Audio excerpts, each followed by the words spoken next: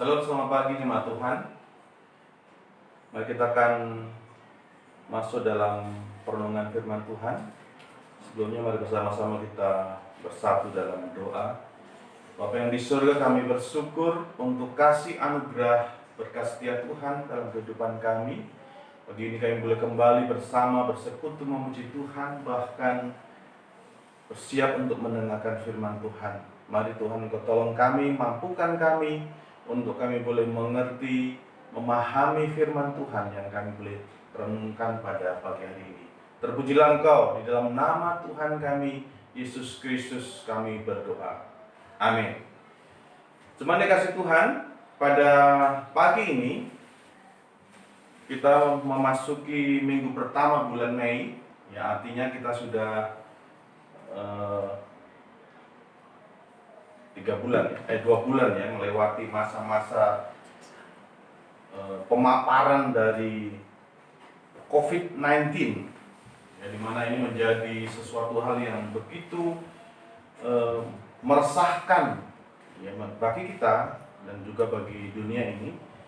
Dan terima kasih Tuhan, kita sudah melewati 2 bulan terakhir ini, di mana kita mengalami masa-masa karantina, ya, karantina di mana kita harus berada di rumah.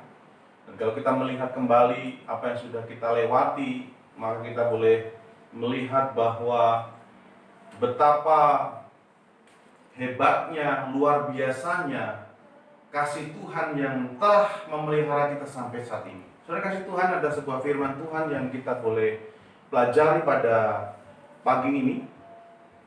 Mari kita akan membuka firman Tuhan di dalam Ratapan pasal yang ketiga ayat 1 sampai yang ke-26.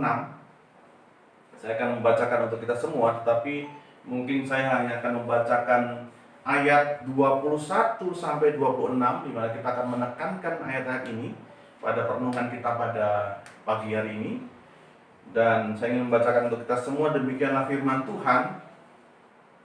Tetapi hal-hal inilah yang kuperhatikan, oleh sebab itu aku akan berharap tak berkesudahan kasih setia Tuhan, tak habis-habisnya rahmat-Nya, selalu baru tiap pagi, besar kesetiaan-Mu.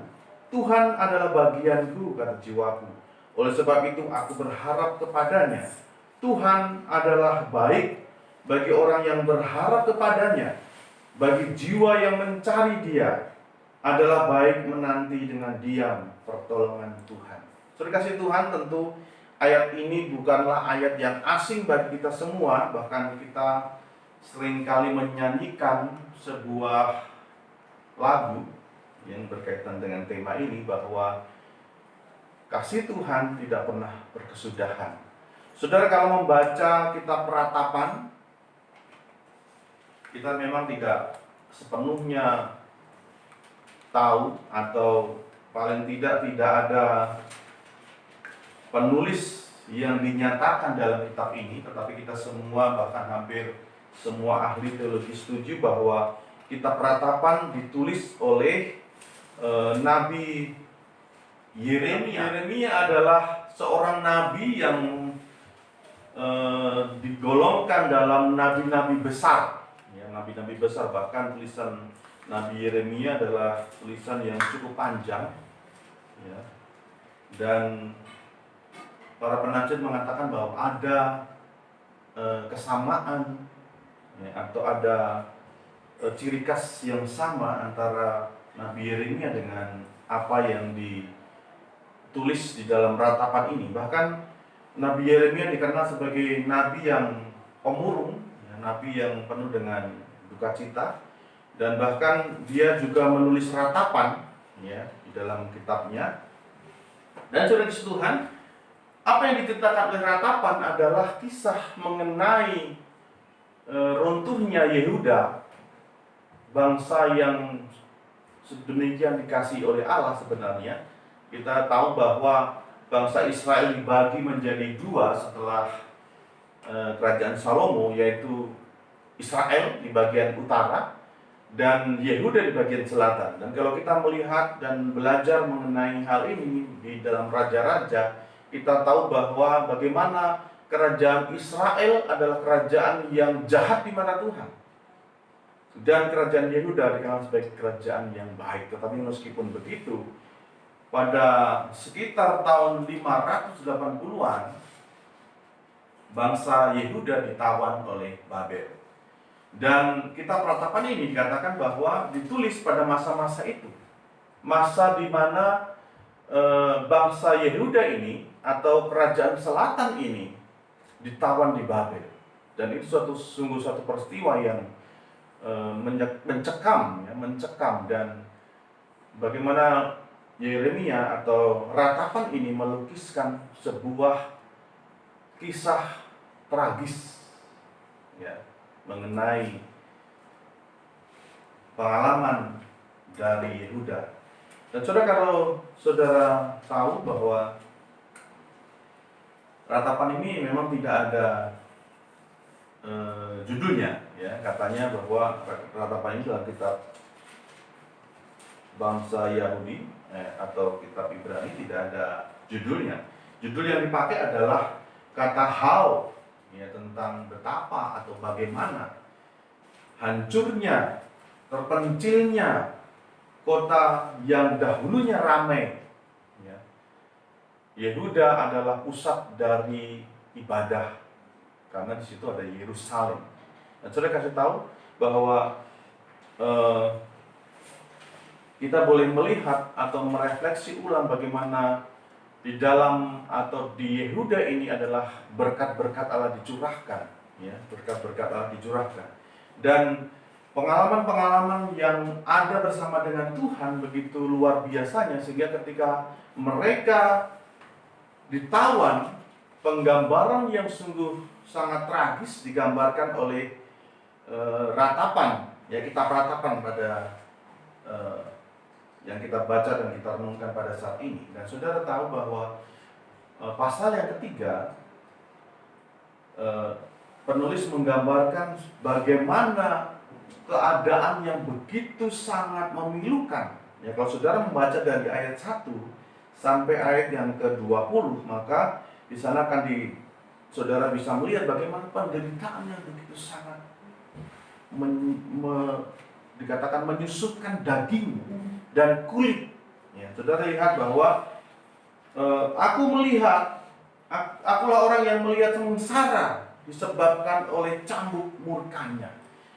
Saudara, Ratapan atau kitab Ratapan menyadari, ya, atau memahami bahwa penderitaan yang mereka alami adalah berasal dari Tuhan. Hukuman Tuhan atas kesalahan-kesalahan yang dilakukan atau pemberontakan-pemberontakan yang dilakukan oleh Yehuda terhadap Tuhan. Dan akhirnya Yehuda ditawan di Babel. Dan saudara kasih Tuhan, pada ayat yang ke-21, ya, Nabi Yeremia atau penulis Ratapan mengatakan bahwa tetapi hal inilah yang kuperhatikan. Dalam ayat terjemahan bahasa Inggris dikatakan, I recall to my mind, atau saya mengingat kembali bagaimana Allah begitu mengasihi. Nah, kalau saudara membaca nanti di situ penulis akan menyatakan bahwa bagaimana pengalaman-pengalaman yang dialami saat ini, penderitaan yang dialami saat ini, penderitaan yang mereka alami yang begitu luar biasa bagi mereka, sehingga mau tidak mau mereka mengalami kesengsaraan yang begitu besar. Dan penulis mengatakan bahwa ada harapan, ya, dia mengingat bahwa Allah begitu mengasihi dia. Saudara, kata recall, gitu ya, kata recall atau memanggil kembali atau mengingat kembali adalah sebuah kata yang digunakan sebagai penggambaran dari bagaimana penulis mengingat kembali bahwa Allah itu, kalau saudara membaca ayat yang ke-21, digambarkan sebagai Tuhan yang penuh dengan kasih setia. Ya, saudara akan melihat di sana bagaimana penulis mengingat kembali bahwa di tengah-tengah kesusahan ini, di tengah-tengah penderitaan ini, dia mengingat bahwa Tuhan itu atau Allah itu adalah Tuhan yang penuh dengan kasih setia. Saudara, ayat yang ke-21 ini adalah ayat ke-22, ini adalah ayat yang sangat terkenal. Ya. Dan kalau saudara membaca, tentu ini adalah sebuah ayat yang begitu menghibur kita. Ya, begitu menghibur kita. Maka dikatakan demikian, tak berkesudahan kasih setia Tuhan, tak habis-habisnya rahmat-Nya. Ya, kata tak berkesudahan itu, saudara, kalau saudara tahu, itu diambil dari kata seperti kalau kita makan, ya, kita memiliki apa? Misalnya semangkuk nasi, gitu, semangkuk nasi dan sayur, ya. Kemudian kita makan, ya, kita makan dan habis. Maka kata berkesudahan ini menggambarkan sebagai sebuah kata di mana sesuatu itu habis dimakan, gitu ya, atau habis dikonsumsi. Dan saudara, tetapi penggambaran yang penulis katakan bahwa ternyata kasih setia Tuhan itu tidak pernah habis, ya, selalu ada. Ya, kalau kita melihat sebagai contohnya, kalau kita menimba dalam sebuah mata air itu tidak pernah habis ditimba, gitu ya. Ini menggambarkan sebagai sebuah sumber yang tidak pernah kering.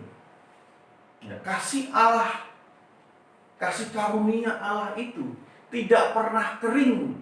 Sekalipun kita menimba, sekalipun kita mengkonsumsi, ya, tidak seperti jatah makan. Ya. Kalau kita punya jatah makan, maka ketika kita sudah makan, maka habis. Ya, dan kita mengingat juga bagaimana kisah misalnya perempuan janda, ya, janda yang didatangi oleh Elia, di mana tepungnya, ya, tidak pernah habis pada masa kesusahan. Dan saudara, kata yang sama ini digunakan menggambarkan bahwa bagaimana kasih Allah itu tidak pernah habis. Ya, sekalipun kita mengkonsumsi atau kita menerima, lalu kita menggunakan kasih Allah itu, kasih Allah tidak pernah habis. Ya. Dan dikatakan selanjutnya bahwa tak habis-habisnya. Ya. Sebenarnya terjemahan yang lain dikatakan bahwa kasih Allah itu tidak pernah gagal. Sebenarnya kata yang sama, ya, kata yang sama. Dan kasih di sana menggunakan kata rahmat, ya, dari kata rahim. Rahmat, ya, rahim. Kalau penggambaran orang Islam itu rahim itu seperti kandungan seorang perempuan di mana dia mengandung seorang anak yang menyediakan makanannya, ya kan, walaupun memang ada jangka waktu kalau di rahim itu, ya, tetapi itu adalah tempat di mana seorang bayi merasakan kenyamanan, ya, merasakan kasih karunia ibunya, pemeliharaan yang begitu nyata di dalam rahim. Dan kata yang dipakai di dalam ayat ini sebagai rahmat Tuhan yang tidak pernah gagal, ya, tidak pernah gagal. Dikatakan di sana bahwa tidak habis-habisnya. Memang ini ada sebuah kata yang sinonim, ya, sinonim dan hampir sama, ya, bahwa tidak pernah berakhir, ya, tidak pernah berakhir. Kasih Allah tidak pernah berakhir bagi kita. Saudara kasih Tuhan, yang selanjutnya ayat 23 dikatakan bahwa selalu baru tiap pagi, besar setiamu. Saudara kasih Tuhan, kata baru ada sesuatu yang menunjukkan kualitas yang baru setiap hari. Ya, Tuhan selalu menyediakan sesuatu yang baru. Kalau saudara melihat atau merasakan bagaimana udara pagi selalu baru. Ya, udara pagi tidak pernah sama, selalu baru dihasilkan oleh pohon-pohon. Ya kan? Oksigennya selalu baru. Ketika kita menghirup udara pagi, kita merasakan kesegaran yang demikian luar biasa. Dan saudara tahu, kasih Allah selalu baru bagi orang yang berharap kepadanya. Saudara, ayat yang ke-24, penulis mengatakan bahwa Tuhan adalah bagianku. Ya, Tuhan adalah bagianku. Ya, Dia adalah milikku. Dia adalah porsiku. Jadi kalau saudara disediakan makanan, ya Tuhan itu semacam porsi bagi kita. Itu adalah milik kita. Tuhan adalah bagian yang menjadi hak kita. Ya, sehingga dikatakan apa? Oleh sebab itu aku berharap kepadanya. Aku berharap Tuhan mengenyangkan jiwaku, gitu ya. Tuhan mengenyangkan jiwaku. Ya, saudara kasih Tuhan, ayat yang ke-20 mengatakan Tuhan adalah baik bagi orang yang berharap kepadanya, bagi jiwa yang mencari Dia. Ya. Dan saudara, kalau saudara melihat ayat yang ke-25, maka dikatakan demikian. Tuhan itu baik bagi orang yang menanti Dia, berharap, orang yang menantikan sesuatu dari Tuhan, menantikan pertolongan dari Tuhan. Kalau di sini dikatakan apa? Orang yang menantikan keselamatan. Ya, di sini terjemahannya memang tidak ada kata keselamatan, tetapi di dalam terjemahan aslinya dikatakan bahwa Tuhan baik bagi orang yang menanti Dia, ya kan? Dan yang menanti dengan tenang, menanti dengan diam keselamatan yang dari Dia, ya. Dan menanti dengan diam. Ini memang kemudian dibagi dalam ayat yang ke-26, ya.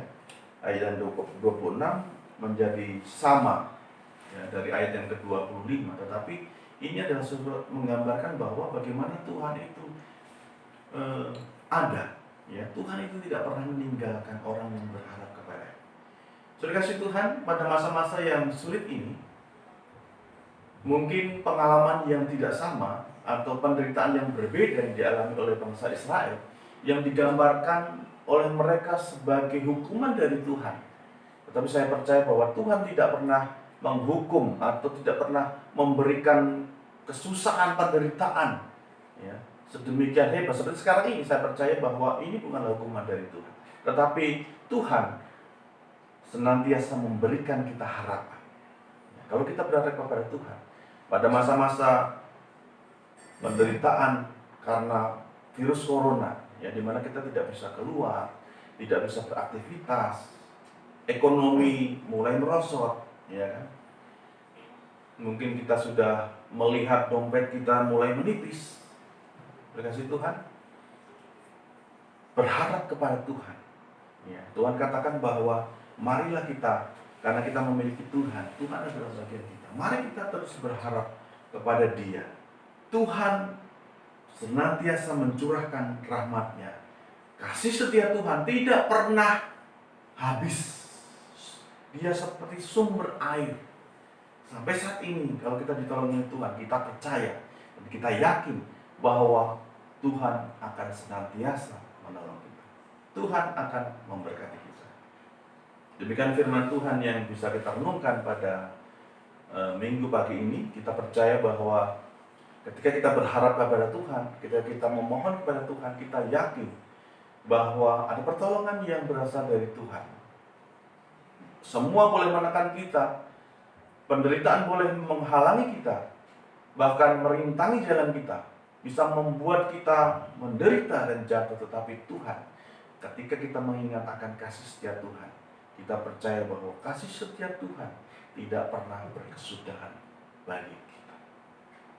Demikian firman Tuhan, mari kita bersatu dalam doa.